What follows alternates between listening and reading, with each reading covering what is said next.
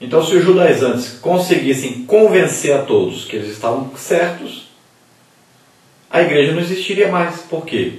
Porque não seria mais a salvação pela graça de Deus, mas por merecimento, por guardar a lei, por guardar preceitos, normas. Então, perderiam a salvação. Foi o que Paulo explicou aos Gálatas. Vocês começaram pelo Espírito, querem terminar na carne? Vocês receberam o batismo com o Espírito Santo? Foi seguindo a lei ou a graça? Então, haveria aí um grande prejuízo para a igreja. E se os gentios vencessem? Então o que aconteceria? Também não seria bom, porque eles continuariam comendo carne sufocada, sangue, carne sacrificada a ídolos, continuariam aí em relações sexuais ilícitas, homem com homem, mulher com mulher, muitas vezes viviam juntos sem se casarem, separavam, juntavam de novo, parentes tinham sexo uns com os outros. Então, também não conseguiriam ir à frente. Então não daria certo. Era preciso um meio termo aí. Era preciso que Deus desse a orientação para que todos os dois grupos se unissem e também tivessem algumas coisas que eles deveriam fazer para continuarem na salvação, na santificação. E foi o que aconteceu. Depois dessa reunião, a igreja se tornou mais santa, a igreja se tornou mais espiritual. Número 8. Os dirigentes da igreja, instrumentalizados pelo Espírito Santo, houveram-se com sabedoria e firmeza. Por quê? Porque possibilitaram que o reino de Deus, transcendendo as fronteiras de Israel, se universalizasse até os confins da terra. Porque o Concílio de Jerusalém foi modelar desde a convocação até as suas derradeiras decisões. Então veja bem, por dois motivos então, foi excelente essa reunião. Ouviram o Espírito Santo e tomaram decisões sábias, foram moderados. Então as decisões tomadas favoreceram a evangelização mundial, não seria pregado e exigido coisas que os gentios não concordariam, deixariam de ser salvos. E também a decisão foi moderada, não foi radical, tanto agradou um lado como agradou o outro lado. Número 9. Quem foi convocado para o primeiro concílio de Jerusalém? Então, igrejas de Antioquia, da Síria, né? Apesar de Antioquia estar na Síria, mas também toda a região da Síria e também da Cilícia, que é a região hoje onde nós chamamos de Turquia. Número 10. Quem constituía a presidência do Concílio de Jerusalém e o que fez? Então, o presidente era Tiago, o irmão de Jesus, e Pedro representava então aí a maioria judaica. Em todos aqueles acalorados debates, o apóstolo e o irmão de Jesus agiram com sabedoria e moderação. Tudo fizeram para preservar a unidade da igreja no Espírito Santo. Então veja bem, nós adotamos aqui uma contrariedade para alguns, né? Porque acreditamos que Pedro não era o líder. Tanto porque no episódio de Samaria, quando as pessoas aceitavam o Evangelho, foram enviados para lá Pedro e João. Quem é enviado não é líder, não é o que está liderando. O líder é quem envia. Então eles foram enviados. Aqui no caso, a palavra final não é de Pedro, é de Tiago. Assim como antes, o outro Tiago que tinha a palavra final e não Pedro. Então Pedro tinha uma primazia, Pedro tinha uma autoridade natural, uma liderança natural sobre os discípulos, mas não era o líder intelectual. Quem tomava a decisão final não era Pedro. Então a presidência era de Tiago. Número 11, para completar. Como foram os debates do primeiro concílio de Jerusalém? Completos.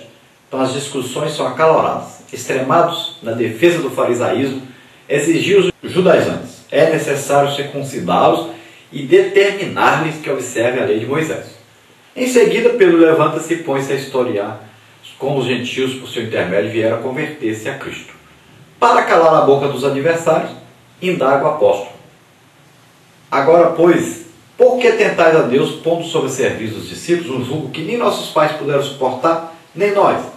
mas cremos que fomos salvos pela graça do Senhor Jesus, como também aqueles o foram.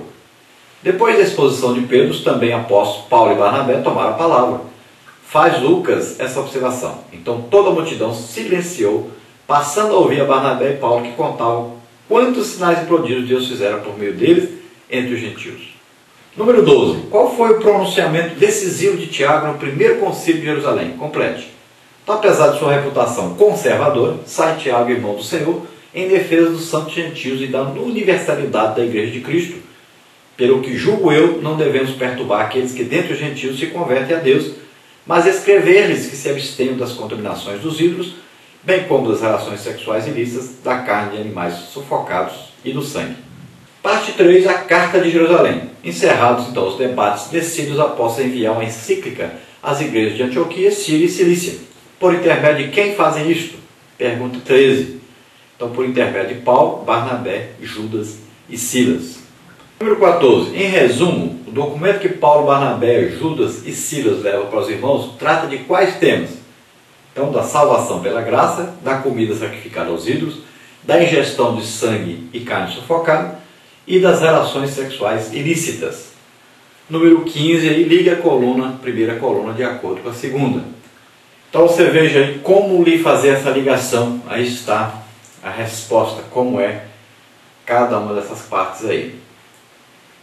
Número 16, a nossa conclusão, para completar.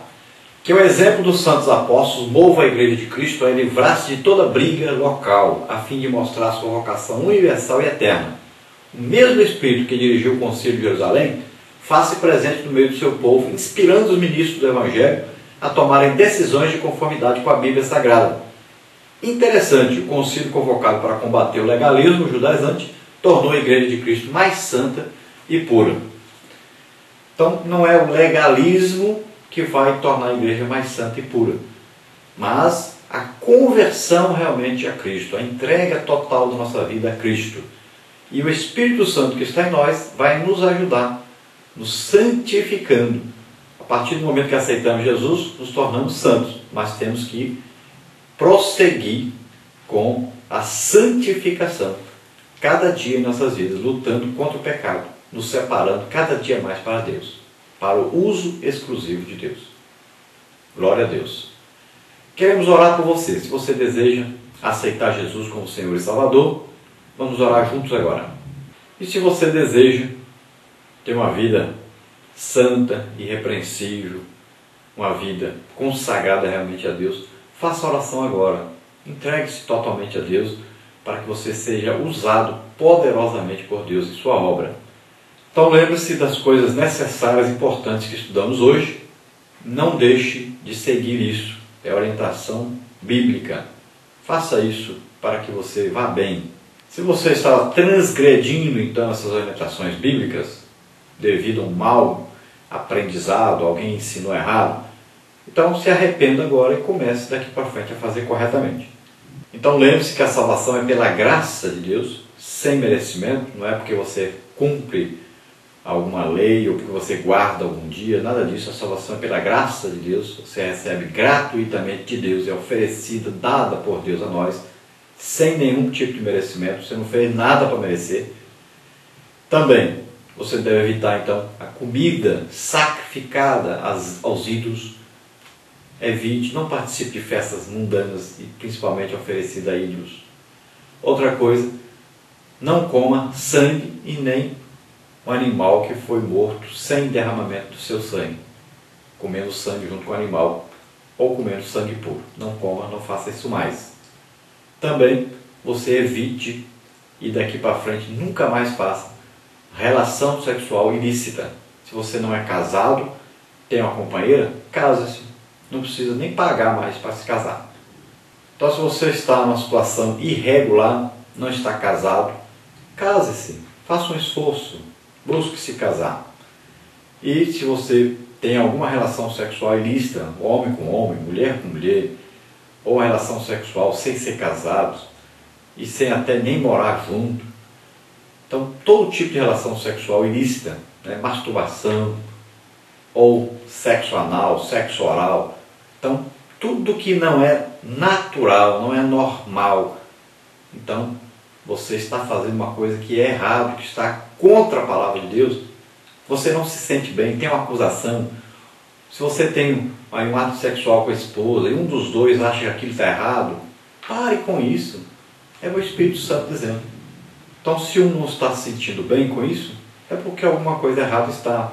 Então, deixe isso, pare com isso.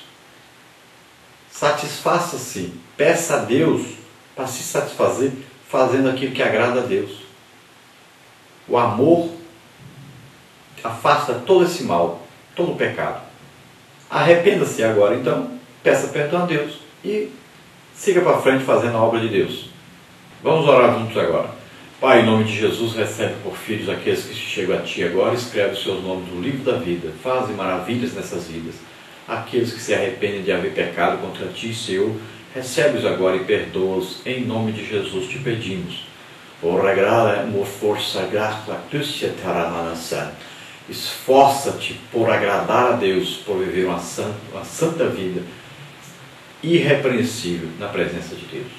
Glória a Deus. Amém.